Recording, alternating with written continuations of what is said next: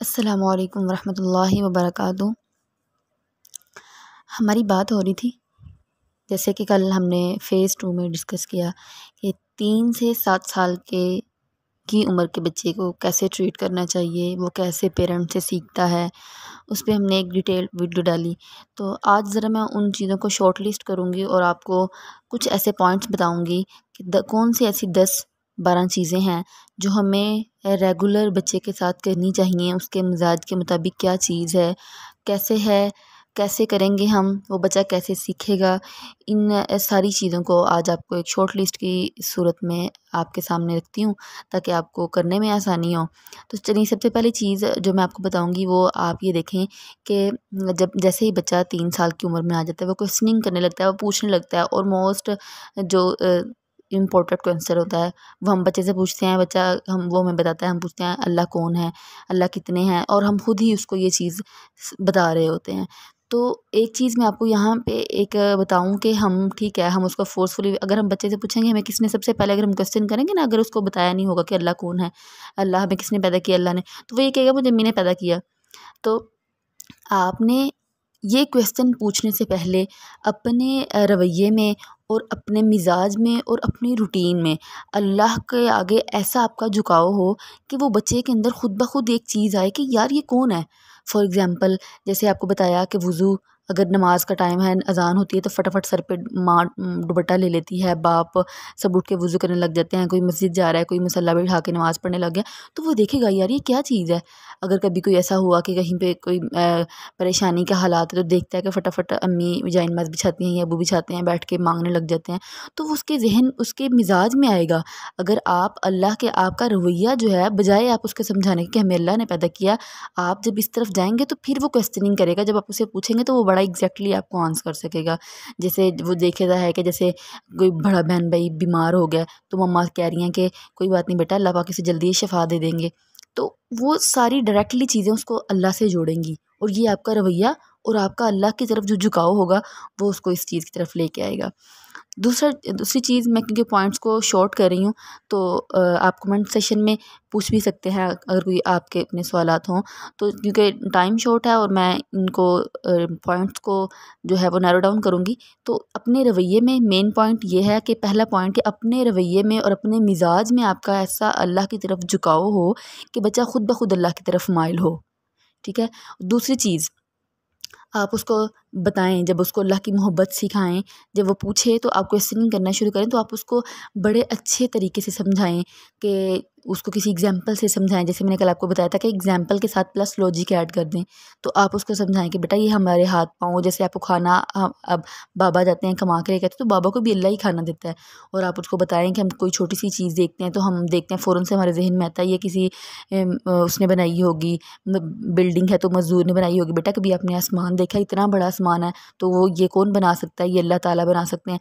आपके हाथ-पाँव हमें अल्लाह ताला ने परफेक्ट बनाया। आपने कभी वो बच्चा देखा है जिसके पाँव नहीं है या जिसके बाजू नहीं है, तो उसको भी अल्लाह ने ही बनाया है। हमें अल्लाह की मोहब्बत उसको सिखाएँ, अल्लाह का शुक्र अदा करना सिखाएँ। ये पहले 2 पॉइंट्स में आपने ये चीज़ें कवर करनी है। उसके बाद तीसरा पॉइंट जो है वो हमारा ये है कि जो मैंने बहुत ही अभी तक मैंने किसी को नहीं देखा कि कोई इस बात पे फ़ोकस कर रहा हो, जितने भी स्पीकर्स हैं या जितनी भी माएँ हैं, वो एक जो ये चीज़ है वो ये है कि हमारी पूरे साल में दीनी लिहाज से भी और दुनियावी लिहाज से भी बहुत से ऐसे डेज़ आते हैं, जैसे कि 6 सितंबर, 14 अगस्त, उसके अलावा दीनी लिहाज से देखा जाए तो 12 रबीउल अव्वल, मुहर्रम, रमज़ान, ऐसे इतने मौक़े आते हैं जिसमें हमारे बच्चों को सिर्फ़ ये पता होता है कि इन इन दिनों में हमने अच्छे कपड़े पहनने हैं, हमने खाना बनाना है, हमने बाँटना है। इन नथिंग हिस्ट्री, हमें कुछ नहीं, हम ना उनको हिस्ट्री बताते हैं, कुछ भी नहीं होता। तो आपने ये करना है कि इन दिनों का, जब ये आपका बच्चा छोटा है तो आपने इन दिनों का प्रॉपर एहतमाम करना है, और अपने बच्चों को उस दिन आपने कोई ना कोई उस हवाले से स्टोरी सुनानी है। 14 अगस्त का दिन है तो आप उसके हवाले से कोई उसको मूवी दिखाएँ जिसमें हमारे आबा व अजदाद का कोई ऐसा ड्रामा दिखाएँ, एंटरटेन भी हो साथ-साथ, और क्योंकि विजुअल इमेज है वो बच्चे के ज़हन में ज़्यादा बैठती है, तो कोई एक सब मिल के बैठ के देखें। कोई ऐसी स्टोरी आप खुद भी सुनाएँ और यहाँ से कोई नेट से भी, कोई इंटरनेट से भी उसको दिखाएँ कि वो उसके ज़हन में ये रहे कि वाक़ई 14 को हुआ क्या था और इस पे हमारी क्या क्या हमारी रिस्पॉन्सिबिलिटीज़ हैं, बजाय ये कि हमने बाजा बजाना है और सिर्फ हमने कपड़े पहनने हैं। तो जो इस तरफ भी इसको लेके आएँ, ये बहुत इम्पोर्टेंट चीज़ है और मैं इस बहुत फ़ोकस करती हूँ कि ऐसा होना चाहिए। तभी तो हमारा बच्चा, अगर वो दीनी लिहाज से कोई दीनी दिन है, जैसे रबीउल अव्वल है, मुहर्रम है, रमज़ानुल मुबारक है, तो उस हवाले से भी उसको पूरा पिछला बैकग्राउंड बताएँ, उसको समझाएँ, ताकि वो उसके ज़हन में उस दिन, अगर कोई उससे पूछे कि इस दिन क्या हुआ था, तो बजाय वो ये कि कहे कि इस दिन हम आज़ाद हुए थे, हमने बाजा बजाना है, या बजाय वो ये कहे कि इस दिन हमारी रबीउल अव्वल को, वो अगर वो ईद के तौर पे आप उसके ज़हन में बिठा रहे हैं, तो ये सारी चीज़ें जो हैं वो आप उसको उसके दिमाग में क्लियर करनी चाहिए कि इस दिन हमारे नबी पैदा हुए थे, हमारे नबी कौन है। ये सारी चीज़ें हैं जो मुझे लगता है कि ये बहुत ही इंपॉर्टेंट चीज़ है। अगर अभी से आप बच्चे के ज़हन में बिठाएँगे तो उसके ज़हन में बहुत अच्छे से ये होगा। तो ये लाज़मी एहतमाम करें इन दिनों में। इन दिनों को अगर आप नहीं एहतमाम करते तो बाकायदा तौर पे एहतमाम करें, और स्टोरीज़ और कुछ वीडियोज़, कोई मूवीज़ की सूरत में उसको दिखाएँ, ताकि उसके ज़हन में बैठ जाए कि ये चीज़ें जो है ये हमारी हिस्ट्री है, या हम कल को जब वो बड़े होंगे तो बजाय वो दूसरों को अज़ियत देने के, 14 अगस्त पे बजाय बाजा बजाने के, वो दूसरों की मदद करने को ज़्यादा फ़ोकस करेंगे। और जो हमारे आबा व अजदाद हैं, जब उनको लिए कुछ पढ़ के साले सवाब उनको बख्शेंगे। तो ये मुझे लगता है कि ये बहुत ही मोस्ट इम्पोर्टेंट टॉपिक है।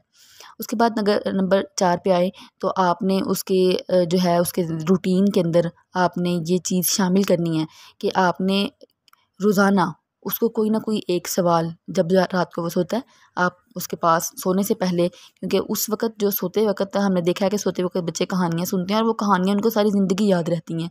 तो क्योंकि उस वक़्त जो हम बच्चे को बात बता रहे होते हैं, वो कहीं न कहीं उसके बैक स्टेज पे वो स्टोर हो रही होती हैं, और वो हमेशा के लिए वहाँ पे वो प्रिंट फ़ॉर्म में रह जाती हैं। तो उस वक़्त रात को सोने से पहले 10 मिनट आप अपने बच्चे को दें, विदाउट मोबाइल, विदाउट फ़ोकस के साथ उसके साथ लेटें, उसको दवा पढ़ाएँ, उसको पूछें कि बेटा आज आपने सारा दिन क्या किया? वो आपसे कोई ना कोई क्वेश्चन करेगा कि आज उसने फ़लाँ काम किया, या ये किया, ये करना चाहिए, कि उससे क्वेश्चनिंग की सलाहियत उसके अंदर उभारें। उससे पूछें कि अच्छा ये हुआ था, अच्छा आपको समझ आई थी, या कुछ भी इस किस्म का। रोज़ाना रात को आपने सोते वक़्त चौथा काम ये करना है कि उससे क्वेश्चनिंग करनी है कि आज सारा दिन क्या किया। और उसके बाद 5वां पॉइंट ये है कि आपने उससे पूछना है प्लानिंग, ताकि उसको थोड़ी-सी प्लानिंग की आदत भी हो कि बेटा कल क्या करना है, कल ये वाला कपड़े पहनेंगे, या कल यहाँ पे जाना है, या कल ये होगा, या वो होगा। इस लिहाज से आपने उससे क्वेश्चनिंग की आदत डालनी है, ताकि वो आपसे पूछे कुछ ना कुछ। और दूसरी चीज़ ये है कि आपने उससे पूछना है कि प्लानिंग कल की क्या एक्टिविटीज़ हैं, क्या करना है, क्या पढ़ना है, इतना टाइम, कल कोई पॉइंट, कोई स्टडी, अगर आपको लगता है कि वो आपकी तरफ देख के स्टडी कर रहा है, तो कोई एक पॉइंट कि इस पे स्टडी करनी चाहिए, ये वो, इस किस्म की आपने वो चीज़ें उसके अंदर डालनी हैं। उसके बाद छठी चीज़ ये कि आपने उसको रात को सोते वक़्त ही उसकी तारीफ़ करनी है। उसके ज़हन में एक ऐसा स्टेटमेंट डाल दें बच्चे को लेके कि वो बहुत अच्छा है, या उसने उसको एप्रिशिएट करें। रात को उससे पूछें आज उसने सारा दिन कोई झूठ तो नहीं बोला था, रात सारा दिन आज उसने सारा दिन उसने सच बोला है, अगर वो कहे तो उसने सच बोला है, तो उसको एप्रिशिएट करें। उससे बोलें कि वो बहुत अच्छा, अल्लाह का शुक्र है कि अल्लाह ताला ने मुझे इतना अच्छा बेटा या बेटी नवाज़ी है। तो इस किस्म की एक स्टेटमेंट, ताकि बच्चे के दिल में खुशी का एहसास हो कि मैं भी इम्पोर्टेंट हूँ। ठीक है? उसके बाद 7 पॉइंट ये है कि आपको चाहिए कि आपने, अगर वो बच्चा खाने में आपको तंग कर रहा है, या किसी भी चीज़ में, किसी की भी किस्म की, क्योंकि ज़ाहिर-सी बात है ये एज ऐसी होती है बच्चा खाने-पीने में तंग करता है। तो आपने ये नहीं कह रहा ये खाता नहीं है, ये फ़लाँ नहीं खाता। आपने ये कोशिश करनी है कि वो बच्चा हर चीज़ खाए। आपको उसको उसका मुतबादल, अगर आपको लगता है कि बच्चा आलू नहीं खाता, तो आप बजाय ये कि उसको कहें कि नहीं तुमने आलू ही खाने हैं, आलू ही खाने हैं, आप उसको एक अलग-सी शेप में, आजकल तो बहुत सी रेसिपीज़ और बहुत कुछ आ गया हुआ है, तो आपने उसको इन्वॉल्व करके वो चीज़ खिलानी है, ताकि उसके अंदर ये चीज़ ना आए कि मैं मुझे ये पसंद नहीं है, मुझे ये पसंद नहीं है। उसको बताएं कि बेटा ये अल्लाह की बनाई हुई चीज़ है, और ये अल्लाह की हर नेमत जो है वो, हम अल्लाह की नेमत, हर नेमत खाएंगे। ये नहीं आपने कहना कि मुझे ये पसंद नहीं है, ये मुझे ये पसंद नहीं है। हाँ, ये हो सकता है कि अगर हमारे नबी करीम सल्लल्लाहु अलैहि वसल्लम के सामने जब कोई चीज़ पेश की जाती है, अगर आपको पसंद नहीं होती, तो आप थोड़ा सा खाते और उसके बाद अपना हाथ खींच लेते। ये नहीं कहते कि मुझे ये पसंद नहीं है। तो जब बच्चा ये स्टेटमेंट कहे कि मुझे ये पसंद नहीं है, तो आप उसको फ़ौरन करेक्ट करें कि बेटा ऐसे नहीं कहते, ये अल्लाह की नेमत है। आपने आज के बाद ऐसे नहीं कहना, आपने इसको खाना है, चाहे थोड़ा-सा खाओ, अल्लाह की नेमत समझ के खाना। या आप उसको किसी और तरीके से उसको थोड़ा डेकोरेट करके, थोड़ा अच्छा बना के उसको दें, ताकि वो उस चीज़ को खाए। ये मोस्ट इम्पोर्टेंट पॉइंट है।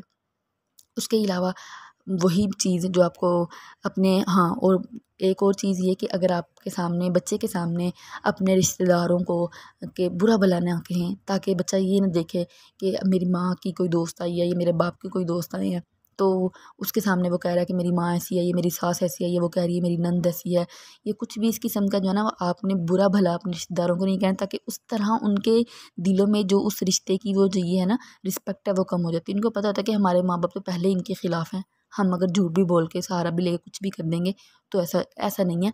जो भी आपके इख्तलाफात हैं अपने तक रखें, अपने बच्चों को रिश्तों की मोहब्बतों से दूर मत करें।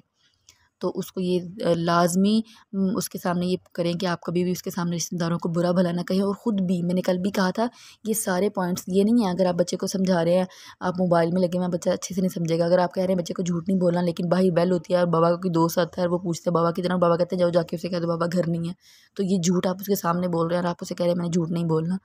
तो ये सारी चीज़ें आपने ख़ुद भी उसके साथ नहीं करनी, आपने एग्जाम्पल देनी है और एग्जाम्पल के साथ प्लस लॉजिक ऐड कर देनी है। तो इंशाल्लाह देखिएगा आपका बच्चा बहुत अच्छे तरीके से ग्रो करेगा। और इस एज के दौरान उसका जो मिजाज बन जाएगा ना, ये 3 से 7 ईयर्स के दौरान जो उसका मिजाज बन जाएगा, और ये मिजाज आप बनाएंगे, पेरेंट्स बनाएंगे। पेरेंटल मतलब बोथ, पेरेंट मतलब दो, बोथ मदर और फादर दोनों। ये नहीं कि नो डाउट कि मदर का ज़्यादा हाथ होता है क्योंकि सारा दिन वो घर पे होती हैं, बच्चे के साथ ज़्यादा टाइम स्पेंड करती हैं। लेकिन एक मोस्ट इम्पॉर्टेंट चीज़ जो मैं फादर्स को रिकमेंड करना चाहूँगी वो ये है कि जब आपका बच्चा इस एज में हो तो अपनी बीवी के साथ बुरे लहजे में बात मत करें। अपने, अगर कोई आपका बड़ा बेटा या छोटा बेटा कोई भी है तो आप उसके सामने अपनी बेटी को इज़्ज़त दें। यकीन जानें इस एज के दौरान अगर फ़ादर अपनी बीवी को इज़्ज़त दे रहा है, अपनी बेटी को इज़्ज़त दे रहा है, अपनी माँ को इज़्ज़त दे रहा है, अपनी बहन को इज़्ज़त दे रहा है, तो वो चीज़ें बच्चे के मिजाज का हिस्सा बन जाएंगी। अगर आप उसको अल्लाह की तरफ लाना चाहते हैं, आप अल्लाह की तरफ झुकाव करें। अगर आप उसको दुनिया की कोई चीज़ सिखाना चाहते हैं तो आपका झुकाव भी इस चीज़ की तरफ होना चाहिए। तो बाप से बेटे के अंदर एक चीज़ जाती है मुझे लगता है, और वो ये है कि इज़्ज़त कैसे उसने ट्रीट करना है आने वाले दौर में। जब वो बाहर निकलता है, बजाय ये कि वो लड़कियों को देख के स्टेटमेंट्स पास करे, उसको पता होगा कि उसके बाप ने सिखाया होगा कि सबकी बेटियां एक जैसी होती हैं। उसके बाप ने सिखाया होगा कि इज़्ज़त कैसे करते हैं, उसकी माँ की इज़्ज़त उसके बाप ने कैसे की थी, उसकी बहन की इज़्ज़त उसके बाप ने कैसे की थी, उसकी दादी की इज़्ज़त उसके बाप ने कैसे की थी, उनकी फूफो की इज़्ज़त उसके बाप ने कैसे की थी।